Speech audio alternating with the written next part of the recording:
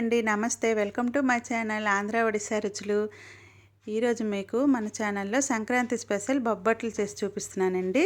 ఇది ఎలా చేయాలో ఇప్పుడు చూద్దాం రండి. ఇప్పుడు ఒక బౌల్లో నేనైతే అర కేజీ మైదా పిండి వేసుకుంటున్నాను.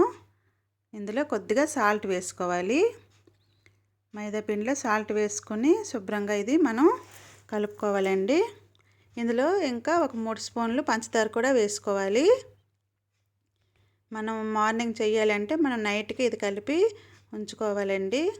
లేదా మనం ఈవినింగ్ చేయాలి అంటే మార్నింగ్ కలిపి పెట్టుకోవాలి. అలా చేస్తే మనకి కొద్దిగా ముద్ద అనేది కొద్దిగా పులిసి మనకి బొబ్బట్లు చాలా రుచిగా చాలా బాగుంటాయి.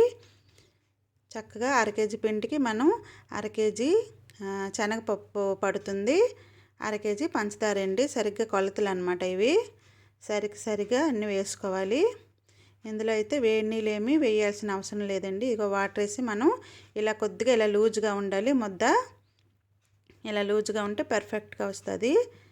ఇలా కలిపిన తర్వాత ఇందులో మనం ఈ ముద్ద కొద్దిగా ఇలా మునిగేంత వరకు ఆయిల్ వేసుకోవాలి.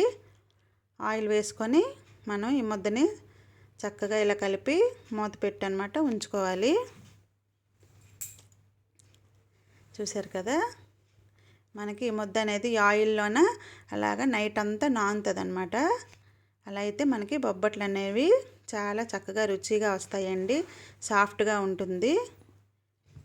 ఇలా మనం నైట్ కానీ మనం కలిపి ఉంచుకుంటే మార్నింగ్ సరికి చక్కగా చేసుకోవచ్చండి. నేనైతే ఇది నైట్ కలిపి మూత పెట్టి ఉంచేసాను.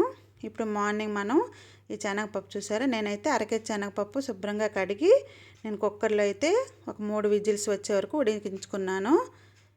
ఇలా ఉడికిన తర్వాత మనం స్ట్రైనర్లో వేసేసి ఈ శనగపప్పుని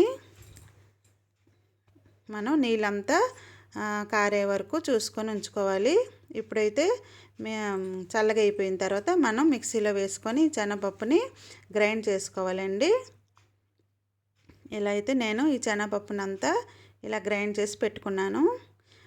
మీరు కావాలంటే పంచదార కూడా మీరు అందులో వేసి గ్రైండ్ చేసుకోవచ్చు. కాకపోతే ఎక్కువగా లూజ్ అయిపోద్ది. మళ్ళీ మనం పొయ్యి మీద పెడితే మనకి టైం కాస్త ఎక్కువ అవుతుంది. నేనైతే ఇలాగే చేసుకుంటాను. శనగపప్పు మొత్తం గ్రైండ్ చేసుకున్నాక పంచదార అందులో వేసేసి చేతితో కలిపేసి కొద్దిసేపు పొయ్యి మీద పెట్టి మనకి కొద్దిగా పంచదార కరిగిపోతుంది. చాలా వేరంగా అయిపోతుంది. టైం అయితే ఎక్కువగా పట్టదు. నేనైతే ఎప్పుడైనా ఇలాగే చేసుకుంటాను. చూసారు కదా, ఇప్పుడు పర్ఫెక్ట్గా మనకి ఈ పూర్ణం అయితే మనకి చక్కగా అయ్యింది. ఇప్పుడు మనకి ఇది రెడీ అయిపోయిందండి. చూసారు కదా, ఇదనమాట పర్ఫెక్ట్గా అయింది. ఎక్కువ టైం మనకి తీసుకోదు ఇలా చేసుకుంటే. ఇప్పుడు ఇది మనకి మన సైజు బట్టి మనం ఇలా ఉండలు చేసి మనం రెడీ చేసి ఉంచుకోవాలి. ఇప్పుడు చూసారా, నైట్ నేను ఉంచుకున్నాను కదా మైదా పిండి, అది చూడండి ఎంత చక్కగా ఎంత సాఫ్ట్గా ఉందో. ఇప్పుడు మనకి బొబ్బట్లు చేసుకోవడానికి రెడీగా ఉందన్నమాట. ఇప్పుడు మనం అరిటాకుల్లో అయితే నేనైతే బొబ్బట్లు అనమాట ఎప్పుడు చేసుకుంటాను. అరిటాకులు శుభ్రంగా కడుక్కొని తుడిచేసి మనం ఇలా మైదా పిండి కొద్దిగా తీసుకొని ఇలా మనం స్ప్రెడ్ చేసుకొని ఇందులో మనం ఈ శనగపప్పు పూర్ణాన్ని పెట్టేసి ఇలా మనం చేసుకోవాలి. చేత్తోని మనం పల్చగా ఒత్తుకుంటే చక్కగా బొబ్బట్లు అనేవి రెడీ అవుతాయండి. కొంతమంది పేపర్లోని కవర్లోని కూడా చేస్తారండి. ఇలా అయితే మాకు ముందు నుంచి అలవాటండి. మేమైతే అరిటాకుల్లోనే చేస్తాం. అరిటాకులు అయితే హెల్త్కి కూడా మంచిది. మనకి పెనం మీద వేస్తాం కదా, ఆ వేడికి అరిటాకులు మనకి బొబ్బట్లు కూడా మంచి రుచిగా చాలా బాగుంటాయి. ఇలా అయితే నేనైతే అన్నీ ప్రిపేర్ చేసుకొని పక్కన పెట్టుకుంటున్నానండి. అన్నీ చేసుకొని ఒక 5, 6 అయ్యాక అప్పుడు అన్నీ వేయించుకుంటాము. ఇదైతే బొబ్బట్లు చేయడానికైతే ఎలాగైనా ఒక 2 మనుషులు ఉంటే మనకి చక్కగా బేగ అయిపోతుంది. నేనైతే ఒక్కదాన్నే కాబట్టి ఇలా చేసుకుంటున్నాను. ఒక 5, 6 అయ్యాక రెడీ అయ్యాక అన్నీ ఒకసారి వేయించుకుంటుంటాను. చూసారు కదా, ఇలా అన్నీ రెడీ చేసి పక్కన పెట్టుకున్నాను. ఇప్పుడు పెనం హీట్ అయ్యాక ఇవి మాత్రం నెయ్యితోనే కాల్చుకోవాలండి.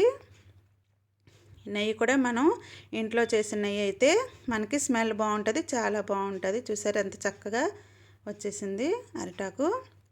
ఇప్పుడు మనం నెయ్యి వేసుకొని ఈ బొబ్బట్లని రెండు వైపులా కాల్చుకోవాలండి. ఈ అరిటాకులు అవే మనం తీసినవే మళ్ళీ మళ్ళీ యూస్ చేసుకోవచ్చు. ఇలా రెండు వైపులా మనం ఎర్రగా బొబ్బట్లని కాల్చుకోవాలి. కొంతమంది చాలా రకాలుగా చేస్తారండి. కొంతమంది పెసరపప్పుతో చేస్తారు. ఇక్కడ మా ఒరిస్సాలో అయితే కందిపప్పుతో కూడా చేస్తున్నారండి. కానీ అవైతే అంత టేస్ట్గా నాకు అనిపించలేదు.